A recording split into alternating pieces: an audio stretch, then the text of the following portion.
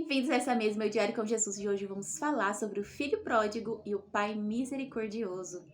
Veja, essa palavra é muito linda, porque é justamente o que Deus quer de nós, entende? É que a gente volta pro Pai, e não importa o pecado que a gente tenha feito, que a gente tenha cometido, o importante é que você aceite Jesus na sua vida, que você aceite Ele. E não há felicidade no mundo mundano, nos bens materiais, né? Nessas coisas passageiras. A felicidade está aqui, ó. E saber quem você é, a sua identidade em Cristo, aceitar Jesus, buscar a Deus e estar nessa vida de oração. É sobre isso que eu vou falar, vem comigo. Bom dia, meu anjo, tudo bem com vocês? Comigo tá tudo bem, graças a Deus. Hoje quero declarar na sua vida que você se abra para o Espírito, esteja aberta de aceitar Jesus na sua vida. Hoje é sábado, é a segunda semana da Quaresma e vamos falar de uma parábola muito importante, que é a parábola do filho pródigo e do pai misericordioso. Da onde surgiu? Jesus se comunicava muito por parábolas, porque ele era uma forma dele trazer esse conhecimento de forma simples para as pessoas entenderem. Então ele contava uma história ali. Então, porque nesse momento Jesus era muito criticado porque ele comia com os pobres, com os humildes, né? Então ele resolveu contar essa história, né, para as pessoas entenderem o porquê que ele fazia isso. E nessa parábola do filho pródigo e do pai misericordioso, aprendemos que a felicidade de estarmos juntos ao nosso pai é muito mais profundo do que a felicidade momentânea que nos proporciona os prazeres do mundo, né? Então vamos entender, né? Por causa disso, né, assim, o filho era o filho mais novo e ele pediu a parte dele da herança. Então ele recebeu, o pai deu para ele. E na verdade a herança a gente se recebe quando o pai morre, né? Mas ele dividiu e ele foi pro mundo. Ele viveu em pecado, fez muitas coisas erradas. E aí houve um momento de crise, de fome. Ele perdeu tudo que ele tinha e estava comendo lavagem de porco, vivendo entre os porcos. E ele estava arrependido de tudo que ele fez, porque ele tinha tudo no lar que ele estava. Ele gastou tudo que ele tinha, tudo que era do pai dele, por pecado, por viver no mundo de avareza, de ego, de ganância. Um mundo que não nos leva a nada. Então, entender que a gente passa por fases, e às vezes somos que nem esse filho pródigo, né? Porque a gente se desvia de Deus e quer viver no mundo de pecado, mesmo sabendo que muitas vezes sabemos sim, né, que estamos errados, mas queremos aproveitar, queremos viver e aproveitar a vida. Acho que isso é felicidade. E a felicidade, ela é vivida e é sentida verdadeiramente com a nossa essência. A felicidade não está no dinheiro, ela está em aceitar e entender quem você é verdadeiramente. É nessa felicidade que eu acredito. Você pode ter muito dinheiro, mas você vai sim. Se você não tem essa essência, se você não se conhece, não sabe, né, a sua identidade, você não vai se sentir feliz. E a gente precisa, todo ser humano precisa encontrar essa felicidade para expressar isso ao mundo. Isso é muito importante. E o pai avistou o filho de longe, eles se emocionaram, choraram, se abraçaram, e o filho pediu perdão, até me arrepio. Pediu perdão por tudo que ele fez, que se arrepende. Enfim, o pai acolheu esse filho, ele foi misericordioso, ele abraçou, ele fez, levou ele para casa, deu uma vestimenta, deu joias, deu comida, deu o lugar dele de volta. Porque Deus é assim.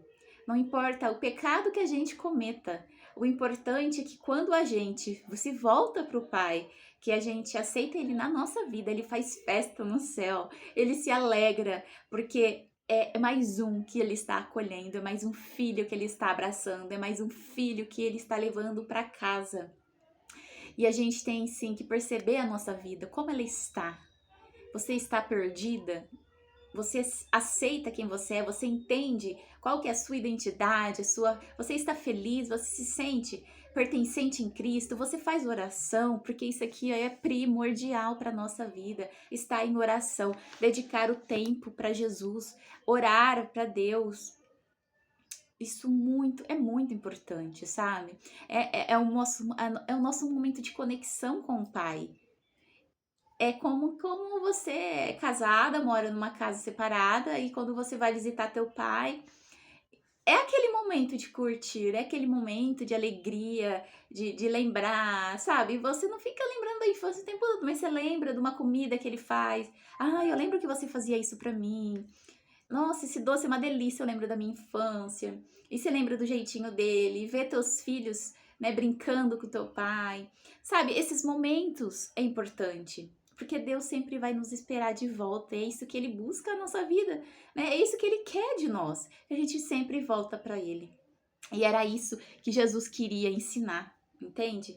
Que Deus, independente, né, de quem do que você fez, né, da sua vida aí de pecado, se você voltar pro Pai, ele vai te acolher, ele vai te abraçar, ele vai fazer festa para você, porque ele é um Pai misericordioso. Que palavra mais linda, muito lindamente, muito linda. Eu já tinha ouvido ela faz tempo, e mês passado eu também ouvi de novo, mas e agora me caiu essa palavra de novo e eu fico muito feliz com essa parábola. E veja como Jesus se comunicava, né? Porque dependente, assim, se ele estava com pescadores, ele falava parábolas de pescadores. Se ele estava, né, num evento, falando sobre Deus, pregando a palavra, ele estava falando parábolas para eles estarem ouvindo e prestando atenção sobre determinado assunto. Então, ele falava para aquele grupo estar entendendo, sempre nessa comunicação, né, de clareza, leveza, simplicidade, compaixão, humildade. Ele sempre era assim, ele sempre foi. Tanto que ele escolheu, né, os 12 apóstolos, né, os discípulos dele, para quê? Né? Por que não foram ricos, reis? Não, ele escolheu pessoas que ele sentia, que ele via, que merecia. E na verdade eles eram diamantes, né? Diamantes brutos. E ele foi lapidando, foi mostrando, ele viu potencial em todos eles. Mesmo sabendo que algum deles os trairia, que o trairia, né? O rejeitava. Mas ele sabia lá no fundo que ele tinha que fazer aquilo. Por eles, por nós e por todos. E o desafio de hoje: quantos de nós não estamos agora como filho pródigo voltando para a casa do Pai? Santo Agostinho, mesmo convertido, ainda não se sentia capaz de deixar a vida de pecado. Foi então que entendeu. Não podia lutar sozinho com as suas próprias forças. Ele precisava recorrer à graça de Deus. Porque tem lutas que não é natural, tem lutas que é espiritual. Que tomemos o testemunho de Santo Agostinho como exemplo. Deus procura a nossa conversão, mas nós precisamos nos abrir para o Espírito Santo. Foi por meio de oração que este grande santo viveu o pecado, venceu o pecado. Então, te faço uma pergunta: como anda a sua vida de oração? Esse é o desafio de hoje. Pensa sobre isso. É lógico que aqui na Quaresma a gente faz oração, né? A gente faz o terço, tudo, a gente lê a palavra, mas faça uma oração íntima com o Pai, só você e Ele, e começa a orar, pedir, conversar. Você vai se entregando e é muito bom, é muito prazeroso sentir Deus perto de você. Muito bom, pode acreditar. Tá bem? Vamos ficando por aqui. Até amanhã, se Deus me permitir. Curta, se inscreva, comenta que eu vou adorar conversar com vocês. Compartilha com uma amiga, com 2 amigas, que vai ser um ato de generosidade. Além de você estar compartilhando essa palavra, porque ela é tão importante e é tão bom que a gente contribua, né, acolhendo almas para os céus. E é isso, beijinhos e até amanhã.